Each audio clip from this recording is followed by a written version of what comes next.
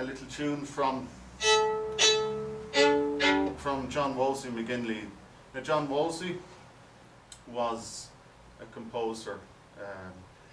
As a fiddle player, they say he was a really, really very, very fine fiddle player, and we'll look at that in a little while. But he's equally regarded locally as a very good composer of tunes.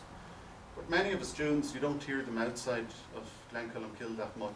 A few people have recorded them in recent years.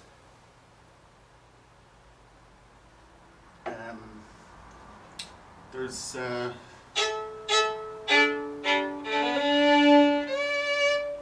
his people were blacksmiths, and he had a tune called The Rusty Anvil.